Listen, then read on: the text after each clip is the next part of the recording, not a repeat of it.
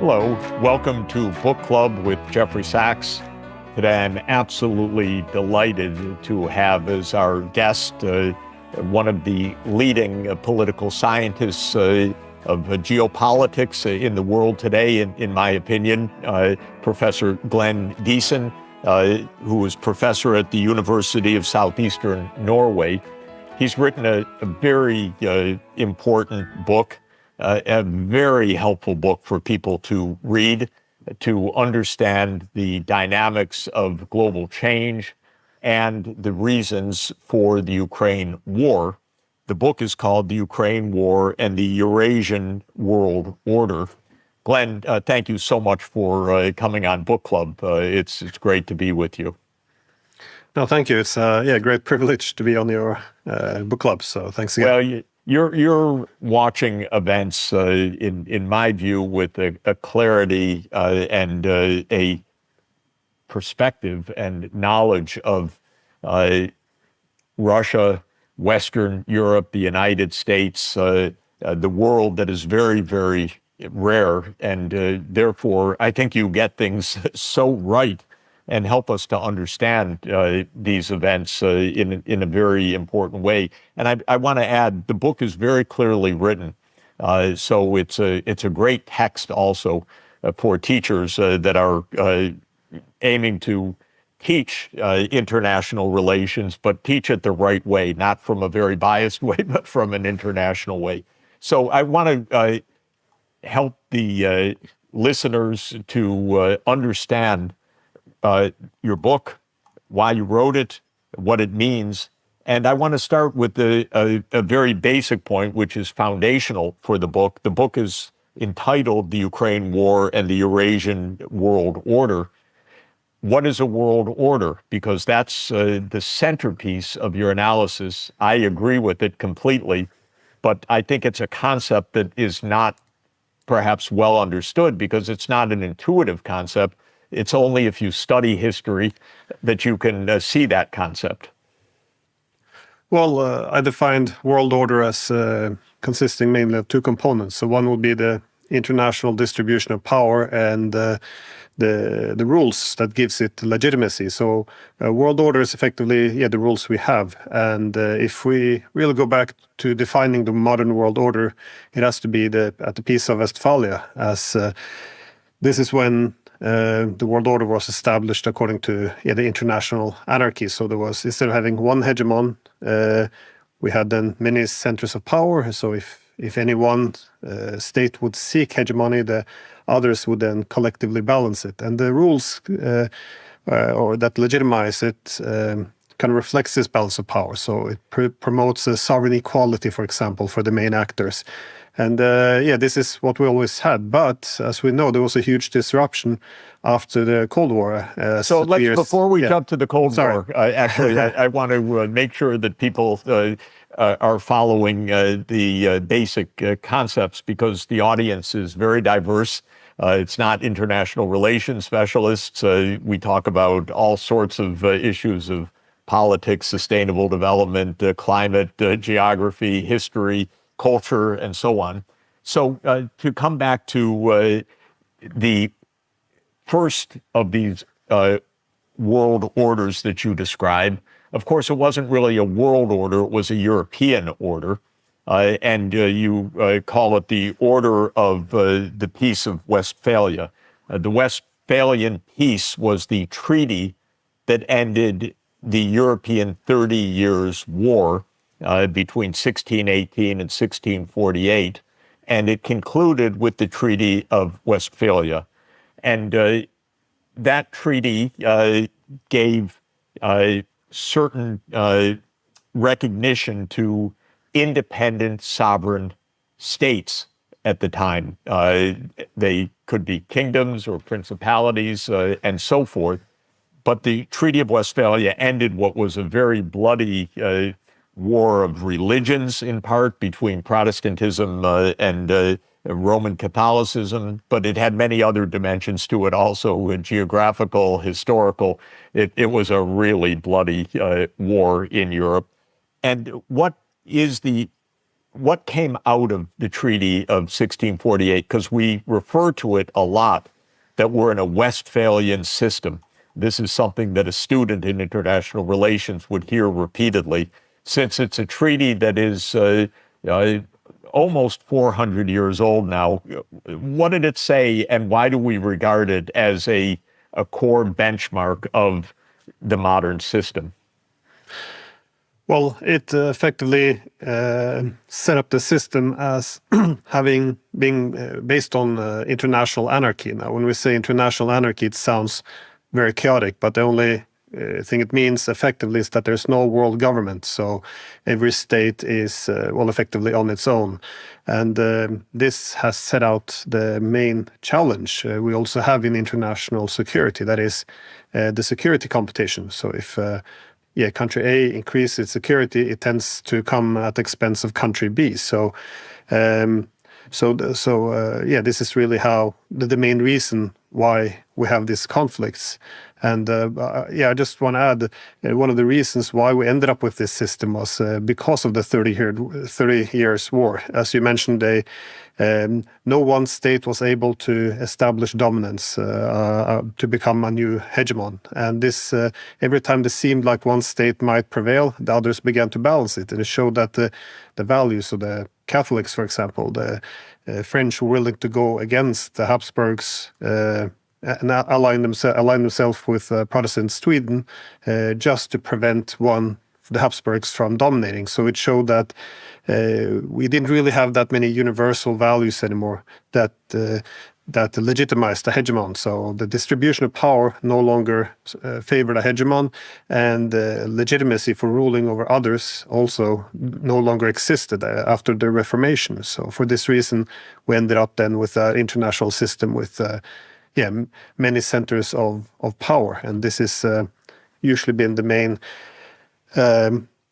main challenge in world order. That is, we either have a balance of power or we lean towards one state dominating, and this is the main tensions we have. So you go through several world orders, which are, to some extent, at least the first couple, are mainly European orders, because China and India and so forth don't really show up as part of the story. Say in the Westphalian Treaty, this was really about continental Europe. Sorry, I don't want to interrupt, but yes, because before you did mention that the Westphalian is world order, but you're very correct. It was a European system, but because the Europeans from there on began to dominate the world, it was effectively imposed on the rest. However, it was not, the sovereign equality was a foundation between the states of Europe, but it was a European system. So sovereignty was deemed to be, only civilized states were considered to have the responsibility to be sovereign. So that meant European, Christian countries. So the rest of the world fell then under what's referred to as a jungle or uncivilized, which meant they did not have the responsibility capable of being responsible for sovereignty. This was the assumption. So it created an international system based on sovereign inequality because, exactly as you said, it was a European system. Then the Second World Order that you describe is at the end of the Napoleonic Wars, the Congress of Vienna and the Concert of Europe. So could you say what happens between 1648 and 1815? This second order, if I have it correctly in your chronology. Yeah, well, obviously we have the Napoleonic Wars. So after the French Revolution, the French have their own format of idealist internationalism. So they effectively try to use universal values to legitimize their dominance across Europe. And this is one effort to overcome the international anarchy by establishing one dominant force.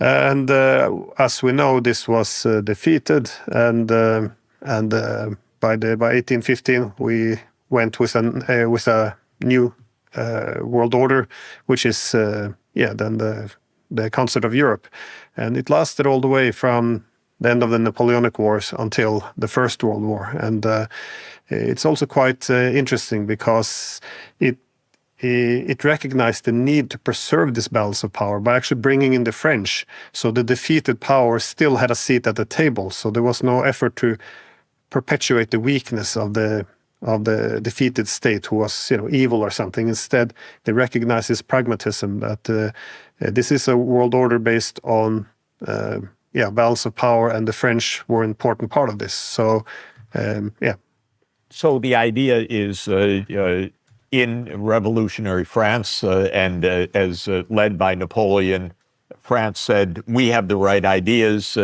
liberty, equality, fraternity. We're going to spread French revolutionary values everywhere. Britain said, no, thank you. We will oppose you. We will fight you. We will align with other countries, maybe with very different political systems, the Russian Empire, the Habsburgs, and so forth. And we will balance France and ultimately defeat Napoleon at Waterloo in 1815. After that, then the major powers said, we need to keep the peace. So it was more than anarchy. It was a kind of, it is called a concert of Europe, which included Britain, France, Prussia, until Germany was unified, the Habsburg Empire, and Russia.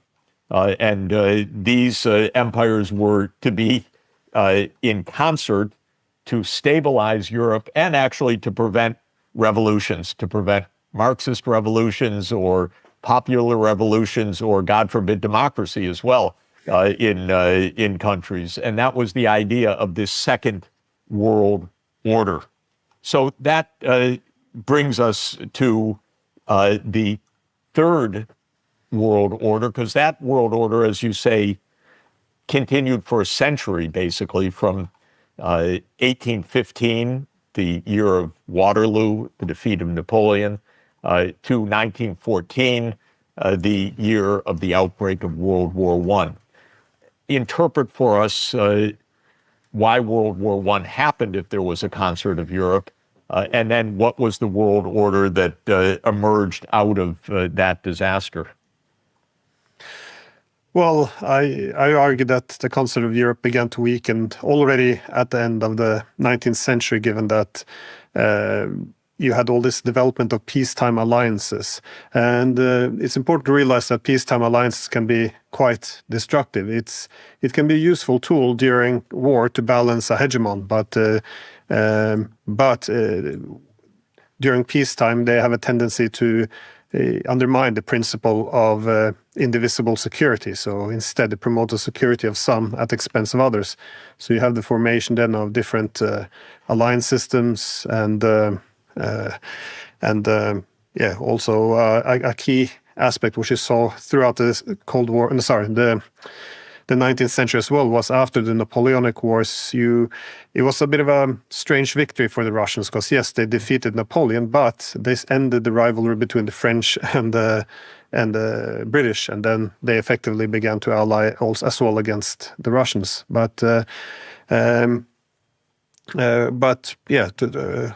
Towards in the beginning of the 20th century, we saw that this began to fall apart, and you have then these alliances building up against each other. I think one of the factors that's very important and familiar to us today is that the initial concert of Europe was based on not only a system, but based on the relative power of the countries at the time. Britain was predominant, but in the oceans, not on the continent. And the powers on the continent were roughly in balance. By the end of the 19th century, there was one very marked development, and that is Germany became a major industrial power. And Russia was starting to industrialize rapidly as well by the end of the 19th century.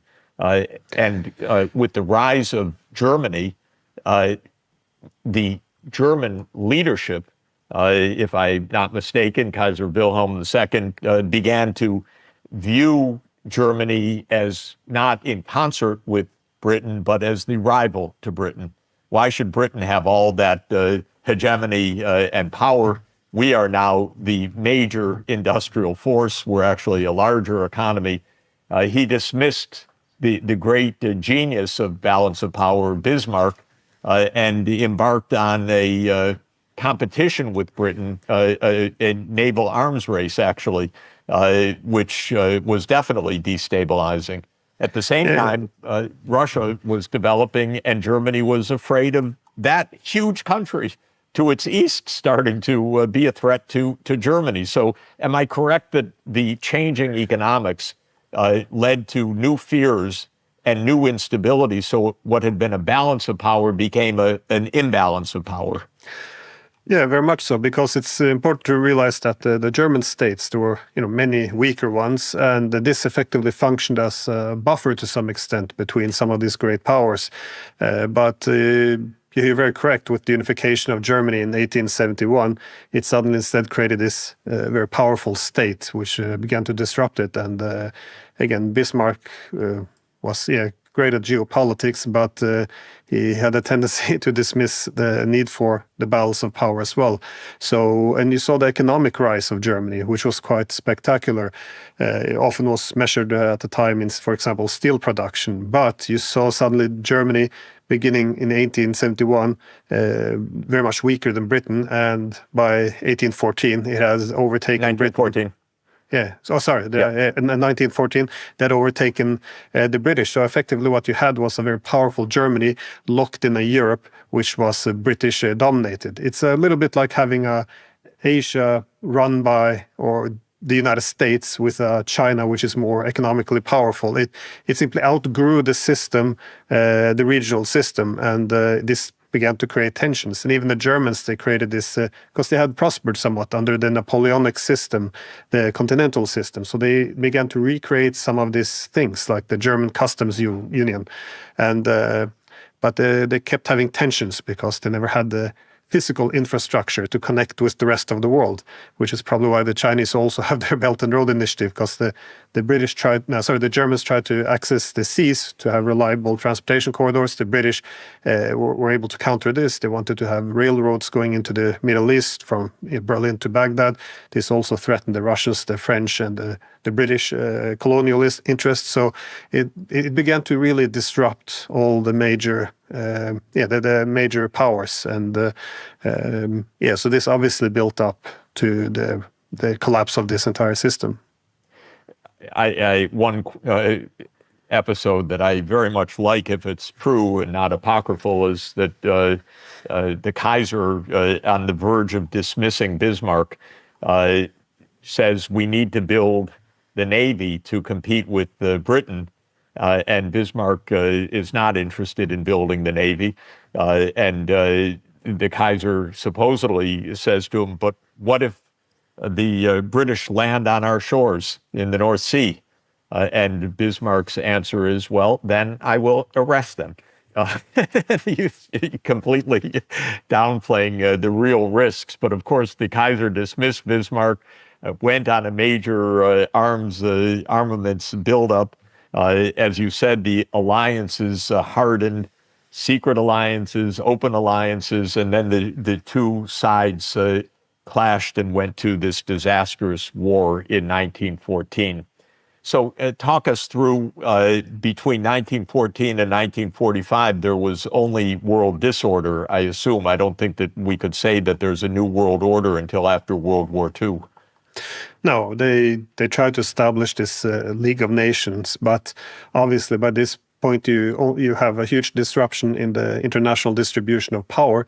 But on top of this as well, you have more ideological rivalries beginning as well. So obviously the Russians had turned to, well, the Soviets at the time then, provided ideological alternatives. So overall, this was a very disruptive period. So and also the new system which was put in place after the First World War, it didn't reflect anymore the realities or the sensibilities we had after the Napoleonic Wars, because when Germany was defeated, much like the French had been, instead of giving them a seat at the table, there was the assumption that they would have to be, the weakness would have to be perpetuated because, again, having this powerful Germany in the center of Europe without reliable access to international markets and the rest of the world, it would always put it in conflict with other powers as it tried to break out from this containment. So this attempt to perpetuate the weakness of Germany really laid the foundation for the next World War. And in other words, just to also put it in context, the treaty that ended the First World War, the Versailles Treaty, was a very harsh peace vis-a-vis Germany. Germany was punished with huge burdens of reparations payments, war blame, and great restrictions. John Maynard Keynes, who was my hero as a political economist, kind of the kind of economist that I most admired as I was a student and learning economics, who could look at politics and look at economics and join them together, wrote a book of great disgruntlement after having been on the British commission to the negotiations of the Versailles Treaty. That book was hugely influential for me, called The Economic Consequences of the Peace. And Keynes said, these terms are so onerous against Germany, they will lead, unless changed, to a massive political backlash in the future, and the specter of war will haunt us, and we will face disaster in the next generation. And indeed, he called that exactly correctly.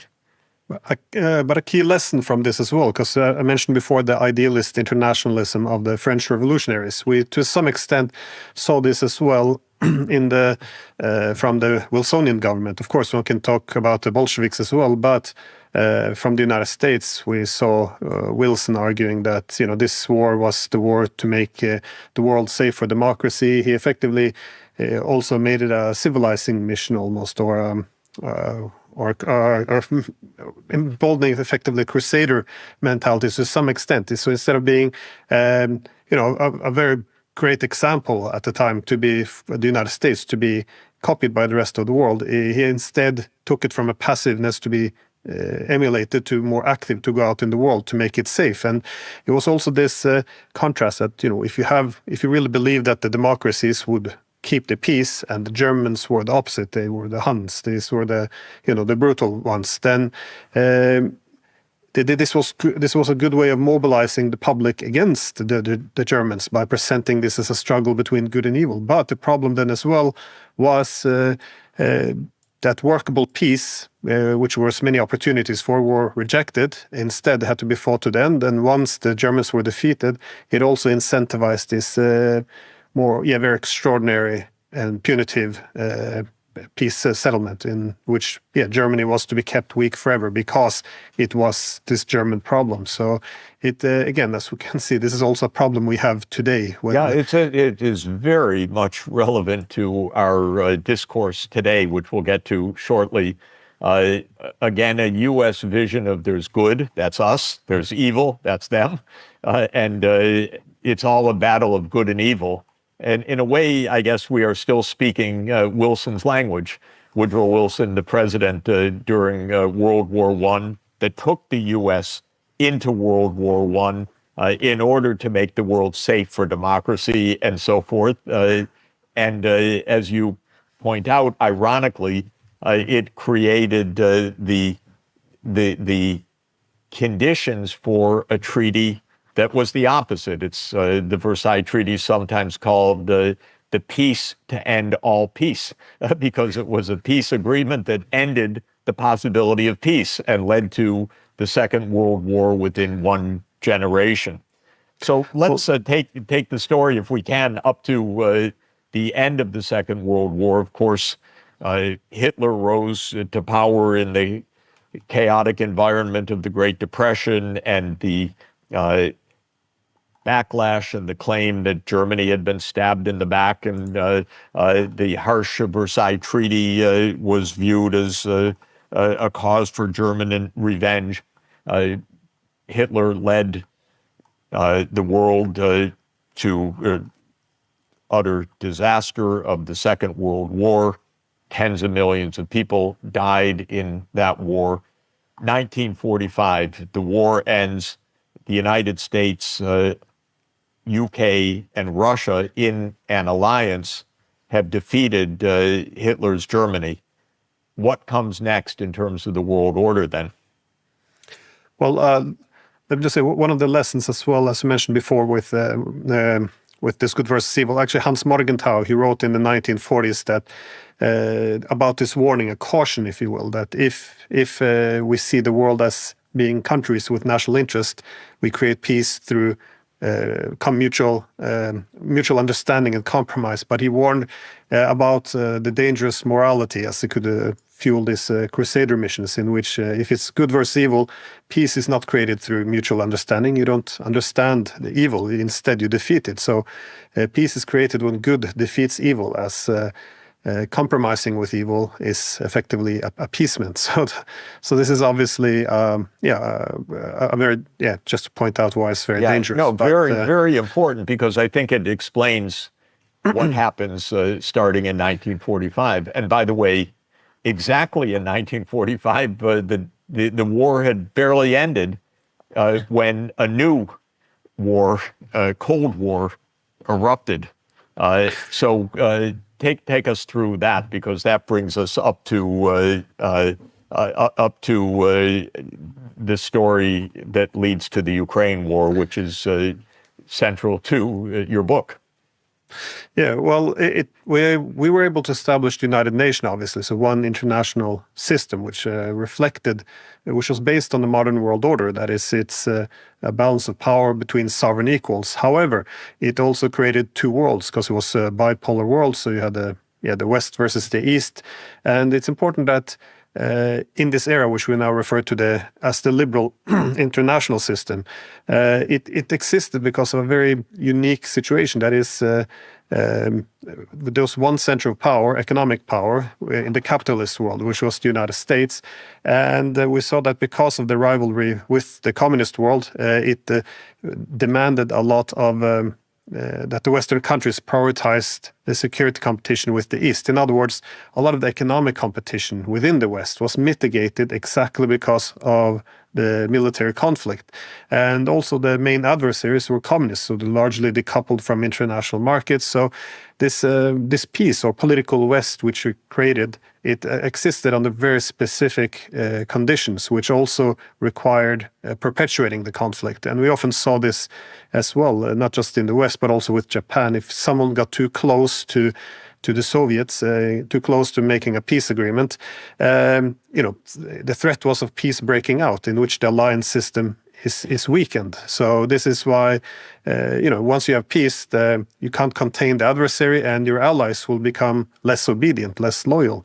And so this is why these peace alliances, they really require the perpetuation of conflict, something that Gorbachev also said towards the end to the Americans, that if we do bring an end to this Cold War, we have to understand the ramifications.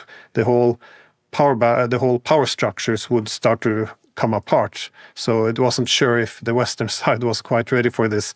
And I think, he was probably correct on that point. So the point that you're making is the U.S. became the dominant country, of course, in the North Atlantic region. It created NATO, the North Atlantic Treaty Organization, to be the military alliance to confront the Soviet Union. And the U.S. was definitely by far first among equals. You can't even say equals. It was the dominant power by far. But part of that dominance, which the U.S. came to like, depended on essentially the ongoing fear of the other.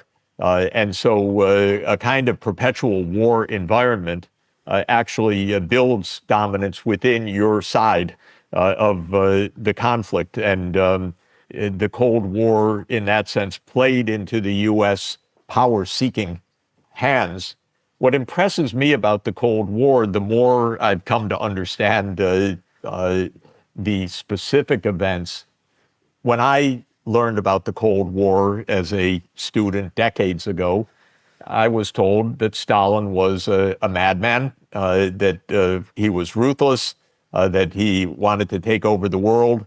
And so the United States reluctantly had to take the mantle and defend Europe and to defend the free world against international communism. The more I grew up and the more I saw, one of the striking things about the Cold War is that the U.S., Soviet Union, and UK were allies during World War II. They jointly defeated Hitler, but that alliance fell apart, not even years afterwards or even based on what the Soviet Union did, but rather by the middle of 1945, weeks after the end of the fighting in Europe. Already Churchill was envisioning maybe we'll have a war with Russia or with the Soviet Union, Operation Unthinkable, which got batted down as unworkable. But there was already talk in Britain of why don't we go to war next with our ally that we just allied with for many years to defeat Hitler. And in the U.S., the powers that were already there and that came to dominate the U.S. were virulently anti-Soviet from the first moment. In fact, many had large business dealings with Germany and were actually not even antagonistic to the Nazi regime for a long period of time. The famous case of the Dulles brothers. One became the head of the CIA in the 1950s. The other became the Secretary of State. And they were lawyers in a law firm that represented large German corporations right during the Nazi period. And at the end of 1945 of the fighting in Europe, they reverted to a rabid anti-Soviet attitude before, in my view, the Soviet Union had actually done anything to justify that. I wonder what your view of that is, because you've obviously studied this intensively. Yeah, and this is the problem with historical narratives afterwards. That is, we had a peace with the Soviets, but then they began to become expansionists, so we had to contain them. But you're very correct. I think this neglects the kind of pragmatic power politics, which was also played by the West. For example, in 1941, you had Harry Truman suggesting this pragmatism, that how he would run the presidency, which he then got later. And he argued, as was also published in the New York Times, that if Germany is winning, we should help Russia. If Russia's winning, we should help Nazi Germany, and then let them kill each other, as many as possible. This was more or less the quote. And it's effectively, if you have two sides, you help the weaker one, because you don't want to help the more powerful defeat the weaker. So this is always why one supports the weaker and have them both kill each other. So this already sounds very familiar. And this is why the British, even the Nazi Germany, they surrendered to the Soviet Union on the 9th of May. I think it was less than 2 weeks later. This is when the British had a plan to attack the Soviet Union, because they had been exhausted from defeating the Nazis, and immediately after the war, the plan was to invade. And even immediately as the war ended, the Nazis were defeated. We also saw Western powers, them, as you mentioned as well, the United States specifically or particularly, but also Canada, Britain, who began then to recruit a lot of Nazis, also from Eastern Europe, Ukraine, because if you wanted to weaken the Soviet Union, then the Nazis, they were very fervent anti-communists. They were loyal partners. So this infiltrated also the CIA, as Christopher Hitchens complained later about, and they really embraced the fascists thereafter, simply because pragmatism. So when we have this value-based historical narrative which we create afterwards, it almost sounds as if we're fighting for some specific values, but it is destroy the main rivals, and this is So this is the Cold War and this fervent competition with many proxy wars in Southeast Asia, in Latin America, in Africa, that are essentially rivalries between the U.S. and the Soviet Union for power. It brings us up to Gorbachev and the end of the 1980s and the beginning of the 1990s. The Soviet system was not effective economically in competition with the U.S., and the U.S. did everything possible to stop the flow of technology to the Soviet Union, to further weaken the Soviet Union. So it wasn't just the system, but it was the active containment policy, so-called, by the United States to try to bring the Soviet Union to its knees. A reformer arose, Mikhail Gorbachev, and he proposed a new approach to end the Cold War, and an approach to peaceful cooperation, reform of the Soviet system, integration between the Soviet Union and the West. And that was from roughly 1986 until the end of the Soviet Union, until 1991. What happened in that attempt by Gorbachev, and we ended up in yet another world order, which you label as this liberal hegemony, so-called, or unipolarity. Take us through those critical transitions from the bipolar Cold War to what America interpreted as the new unipolar America-led world. Well, as I said before, you have two possible world orders, either the one where you have a balance of power, or one when you recreate Rome, if you will, so another hegemon. And what's interesting is towards the end of the Cold War, seemed like we had both, because from the Helsinki Accords in 1975, we began to develop the foundation for cooperation between East and West. And this is motivated, as you mentioned, with Gorbachev, this idea that you could reform, and he spoke about this common European home, which would transcend this or end this bloc politics. And when the Cold War was announced over in 1989 in Malta, we effectively came with an agreement, the Charter of Paris for a New Europe in 1990, which were built largely on this idea of having an inclusive European security architecture. So one Europe, according to the common European home that Gorbachev had envisioned. And then in 1994, we even established, translated this into an actual institution, which is the Organization for Security and Cooperation in Europe. So then we already began to lay the foundation for an inclusive Europe based on the Westphalian system. However, this was one of the worlds which would unite, but this is not a world that could accommodate a hegemon, that is a Pax Americana or one based on dominance. So at the same time, they began to speak of how we can preserve the dominance of the United States. And this requires an alliance system, because alliance systems tend to divide the world into weakened adversaries and loyal allies. And this is when you began to already start a discussion immediately within the first few months after the collapse of the Soviet Union, that perhaps we should start expand NATO. Even 1 month after the collapse of the Soviet Union, 1 or 2 months, you already had discussions about establishing the Wolfowitz doctrine of how to make sure that no possible rival would emerge. Even 1 month after the collapse of the Soviet Union, Bush Sr. gave his State of the Union, explaining that since the Soviet Union was gone, America was now, he went from being the leader of the West to being the leader of the world. So this aspiration for global dominance, it was there immediately after the Soviet Union collapsed. And this demand or aspiration for hegemony was immediately in direct conflict with this inclusive Europe, which we agreed and to build with the Russians. Because now people often focus on, yes, we did give promise to Gorbachev not to expand 1 inch to the east, but people often neglect that we also signed this pan-European security institutions, which was premised on indivisible security, a Europe without dividing lines, sovereign equality. These are all the concepts from Westphalian system, and we effectively cancelled all of this when we instead decided to expand NATO. Because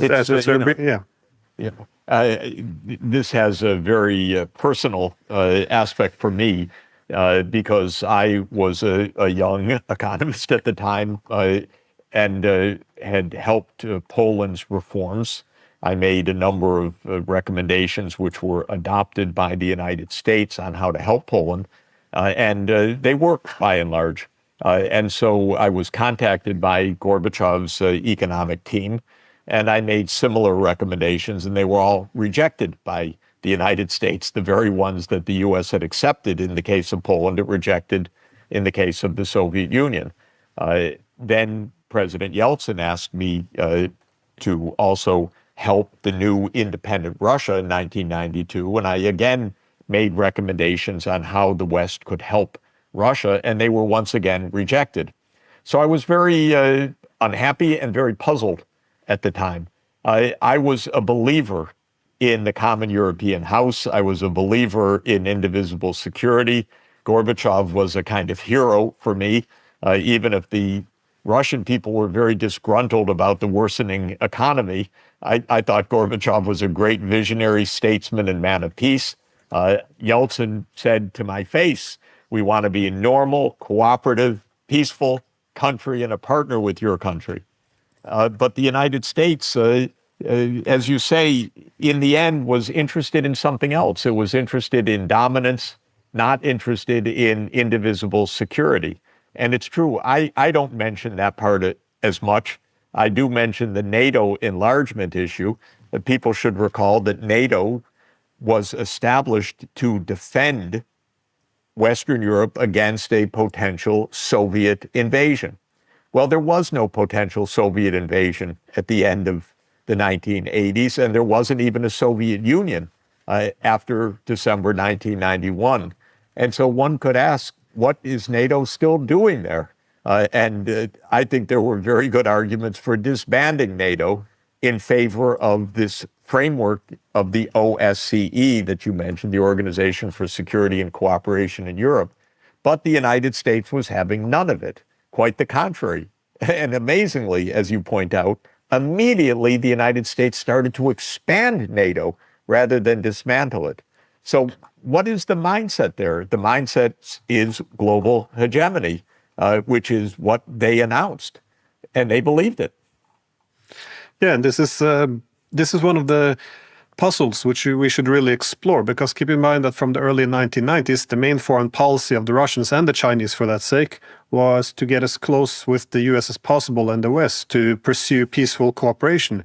But in our narrative, we keep saying that, well, we try to reach out to the Chinese and the Russians. However, how can we explain that both the Russian and Chinese leadership have more or less consistently argued since the 1990s that they were still being contained, that we never gave up on the alliance systems and that we kept balancing them. And of course, they reacted in different ways. The Russians were faced with an expanding NATO, so they tended to punch above their own weight, while the Chinese, they didn't experience an expanding military alliance, so they could take their time and build internal strength and try to cooperate with the US and negotiate an end to this containment, but neither side were successful. And what is remarkable in these days, now that obviously we have a war in Europe, you're not allowed to criticize NATO expansion, but it's worth noting that even Bill Clinton himself, as I cite in the book in January of '94, recognized, well, if we do start expand NATO, it could redivide the continent, obviously, and recreate the logic of the Cold War. And this was common sense. This should have been common sense. Indeed, William Perry, the Secretary of Defense under Clinton, he said the same thing. He considered quitting over this, and he argued everyone in the administration agreed. Well, of course, this is a betrayal of the Russians. We're going to cancel the entire world order, the European common European home or inclusive system, and instead revive the Cold War. So And as he said, everyone in the administration recognized that, of course, this was a betrayal. But as according to Perry, who cares, they said. Russia's weak, they're getting weaker. We don't have to take into consideration their security anymore. So all the things we now denounce as Russian propaganda, it's already been confirmed by all of our leaders consistently. It's overwhelming evidence, but we are still not allowed to actually cite their actual words. So it's quite an absurd situation. Why do you think if Clinton expressed this awareness that maybe this is going to recreate the Cold War, they did it anyway? Well, I think if they can weaken, if Russia is weak, it doesn't really matter if some of the Cold War dynamic reemerges, as Baker argued at the time. James Baker, he warned against recreating another Cold War, and he also argued against this mentality that we should have NATO as an insurance guarantee against future conflicts with Russia.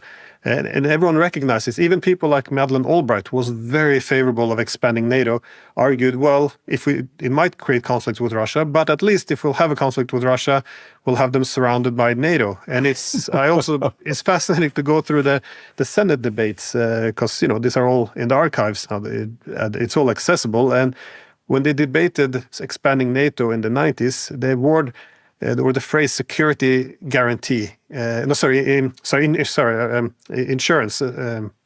What is it?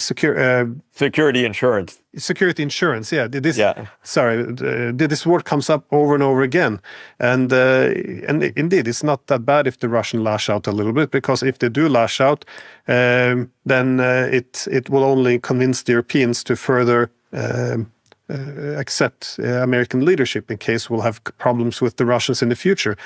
So all of this was so obvious and so predictable. Indeed, the American architect for the containment policies, George Kennan, he even outlined it all in an interview in '98, where he said, well, of course, this is going to start a new Cold War, and predicting once the new Cold War begin, we're going to blame the Russians for their imperialist nature. And he said, this is all nonsense. This makes no sense. Even, Jack Matlock, which I also spoke to many times, he argues the same thing. Of course, we betrayed the Russians. We negotiated an end to Cold War. We're going to have a common peace, and we betrayed it. So it's quite, the historical revisionism is just shocking. And it's so weird because all the evidence is there, which is why the book is very heavily cited. But it appears in debates these days. No one really cares anymore about the facts. We're so committed to the narrative that we're willing to reject facts, even though they're not disputed. It's, again, quite extraordinary. So essentially, 1991, the Soviet Union ends, and the U.S. could pursue a policy of indivisible security, a common European home. But it decides to pursue a policy of global hegemony. And that involves expanding its military reach, expanding NATO, essentially dismissing Russia's security interests entirely. As you say, the American view was based on the attitude, well, if Russia objects, what can they do? They're so weak anyway. And my experience, looking back, because I wasn't aware of it at the time, China played very little role that I know of, and I never heard concern about China. The only thing I heard about China was that the East Asian miracle is a myth, was the predominant view in the 1990s. Don't worry about China. They just are villagers growing rice. And nothing much to worry about there. So there was an enormous amount of American hubris, and it led to continued expansion of the military, continued growing insecurity of Russia. Take us just in a quick moment how that led to the breakout of the Ukraine war. And then I want to ask you a question about European views about all of this. Yeah, well, let me just say first, I don't dismiss the idea that many in Washington perhaps had the good intentions, because under the idea of liberal hegemony, the assumption was if there's one center of power, it will mitigate the international anarchy. There will be no great power rivalry if no country can even have the aspirations to rival the United States. Also, with the dominance of the US as the new Pax Romana, they can elevate the role of liberal democratic values in the system. So many people probably believed in this, but as we know, over time, the old values become corrupted when they're only in service of building this dominance. And this is what we also saw in Ukraine, because many of the countries in Europe, from the Baltic states to Poland, they obviously had good historical reasons to fear Russia. So if they were given the option of having a common Europe, or only removing the dividing lines of Europe, or instead moving the dividing lines to eastwards, so they end up on the right side of this bloc politics, they favor the bloc politics. So I don't dismiss this. But Ukraine was different. Between 91 and 2014, every poll, doesn't matter who did the poll, every poll showed that barely 20% of Ukrainians would want to join NATO. NATO owns documents even suggested this was a great problem. What can we do? How can we improve our relationship with Ukraine when the people don't want it, when their own legal system opposes it? So this was a huge problem for NATO if you want to expand. And not only did we know that Ukrainians did not want to be a part of NATO, but as we learned from many people, from Merkel, from the various European ambassadors, they all said the same thing, that if we try to bring this reluctant Ukraine into NATO, we're going to have civil war and likely a Russian invasion. Even the CIA director of the United States, William Burns, he wrote this in 2008 when we began to roll the ball by pushing for when we promised Ukraine future NATO membership. He argued, he at the time was U.S. ambassador to Russia. So now he's the CIA director. At the time, he was right there in Moscow as the U.S. ambassador, and he sent home a memo. This is very dangerous. Yeah, not only would Russia invade, but at the end he adds, this is a decision Russia does not want to make. And this kind of goes strictly against our argument about a non-provoked Russian invasion, because if it's, how can you say it's not provoked if Burns himself recognizes Russia would have to invade, even though it doesn't want to do so. It's responding to NATO. Even the former British ambassador to Moscow, I forgot his name, Roderick Lyne. Yeah, he also argued the same, that in 2020, if we want to start a war with Russia, he said, this is the best way to do it. Pull in a Ukraine which never wanted to be a part of NATO to begin with. It was very predictable, but again, our narrative has become completely immune to facts. So let me ask you, we're in the middle of this war that you and I see, and I have seen a lot of it close up, came from the U.S. relentlessly pressuring Russia, and not only in what we've talked about, but also new missile systems put in, U.S. leaving the Anti-Ballistic Missile Treaty, U.S. leaving the Intermediate Nuclear Force Treaty, and so forth.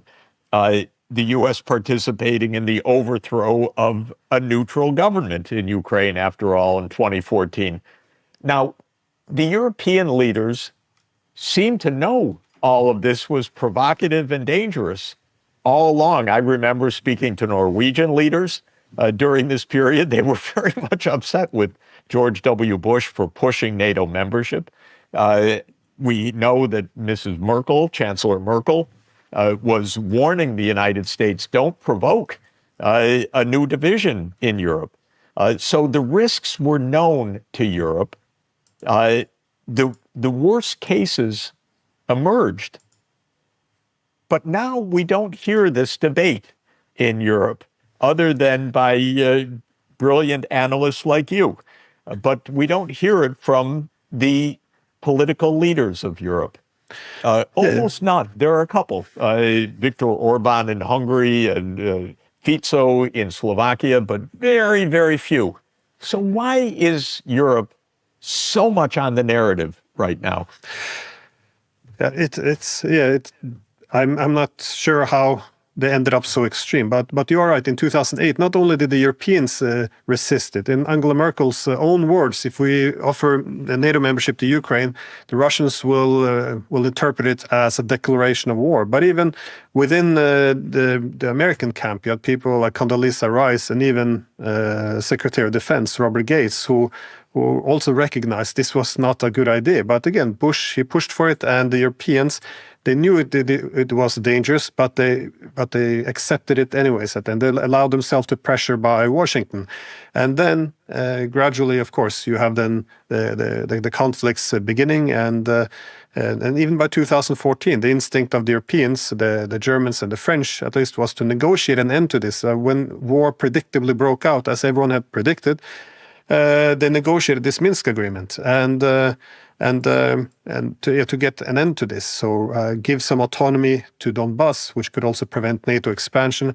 So we could have a peaceful settlement. And they negotiated this. Everyone in the whole United Nations confirmed, yes, this is the only path to peace. Every meeting we have, we keep saying this is the only path to peace. And later on, we learned that the Europeans, even themselves, only saw this as an opportunity to rearm Ukraine. And if you forward all the way to now to see what's happened in Europe, now we have the new incoming foreign, so it's a foreign policy chief of the EU, Kaja Kallas, who calls for breaking up Russia in small pieces. She doesn't want diplomacy with Russia because they are war criminals. And it's when people like Orban travels to Ukraine and Russia and China to try to start some diplomacy, they call him a Russian puppet and try to punish him for trying diplomacy. So it's quite extraordinary to sit there in Europe. And, I watched the EU for years and years, always have the same solution to any conflict around the world, which is at least sit down and start to talk. And now we have 2.5 years where we criminalize diplomacy. You're not allowed to talk to the adversary. And as my former Prime Minister and now former NATO Secretary General Jens Stoltenberg argues, weapons are the path to peace, while diplomacy is appeasement. So we completely lost our minds, and no one even defines what it means to defeat the world's largest nuclear power, who considers this to be an existential threat.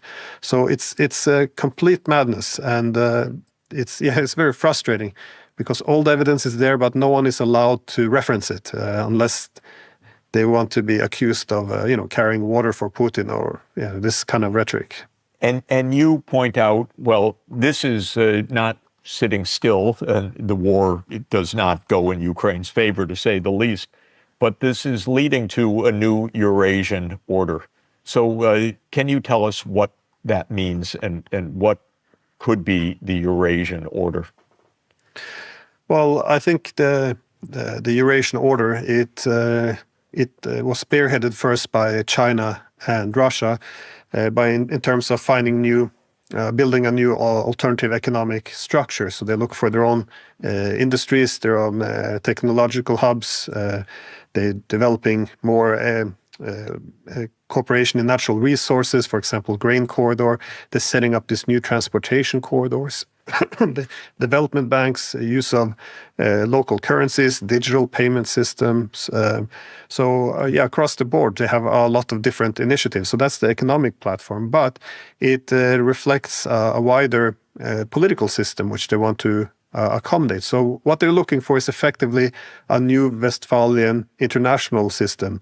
So whenever we talk about the Chinese trying to replace the American hegemon, I would reply that there's no evidence for this, because if you want a hegemon, you have to do what the Americans did. If you have to try to cut Russia off from the Turks, from Central Asia. Whenever we reach out to a country, be it Georgia, Ukraine, we always try to sever them from Russia because we want to weaken adversaries. Mm-hmm. Well, how does the Chinese respond to Russia trying to diversify, not to be too dependent only on China, when they reach out to India or Iran or Korea, any other country?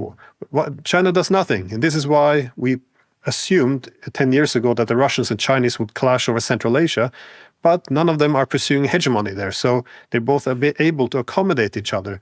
And even in the Chinese rhetoric, are they talking about universal values in which they can represent other peoples? No, they talk about plural, a multitude of civilizations, co-harmonizing. Every civilization have their own path to development.